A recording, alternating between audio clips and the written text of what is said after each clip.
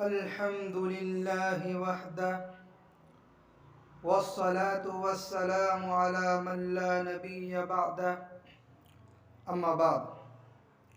मुअज़्ज़ज़ सामिईन किराम, आजकल दुनिया के चप्पे चप्पे गोशे गोशे में बुराइयां आम हो रही है, औलाद नाफरमान हो रहे हैं। उसकी वजह यह है कि पहले ज़माने की औरतें इबादत गुजार हुआ करती थी, इसलिए औलाद फरमा बरदार होते थे, और आजकल की औरतें इबादत से दूर जा रही है, इसलिए औलाद नाफरमान हो रहे हैं। मैं आप हजरात को एक वाक़या सुनाता हूँ कि हज़रत बख्तियार काकी रहमतुल्लाह अलैह जब 4 साल के हुए तो उनकी वालिदा मुहतरमा उन्हें मकतब ले गई और उस्ताद साहब से कहा कि मेरे यतीम लाडले बच्चे की बिस्मिल्लाह करा दीजिए। तो उस्ताद साहब ने कहा कि बेटा पढ़ो बिस्मिल्लाहिर्रहमानिर्रहीम। तो हज़रत ख्वाजा रहमतुल्लाह अलैह पढ़ना शुरू कर दिया। पढ़ते चले गए, यहाँ तक के 15 पारे मुकम्मल हो गए। उस्ताद हैरान थे, उन्होंने कहा बेटा आगे भी पढ़ो।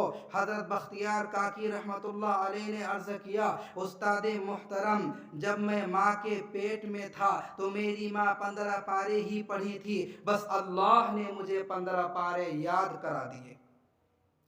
मुअज़्ज़ज़ सामिईन किराम, सरकार दो आलम आका व मौला ताजुद्दार मदीना मोहम्मद अरबी सल्लल्लाहु अलैहि वसल्लम के ज़माने में औरतें बच्चों को लोरियाँ सुनाती थी, या अल्लाह मेरे बच्चे को ज़िंदगी दे तो मुजाहिदों वाली, या अल्लाह मेरे बच्चे को मौत दे तो शहादत वाली। और आजकल की औरतें बच्चों को लोरियाँ नहीं बल्कि टीवियाँ दिखाती है, इसलिए पहले ज़माने की औलाद फर्माबरदार हो रही थी और आजकल की औलाद नाफरमान हो रहे हैं।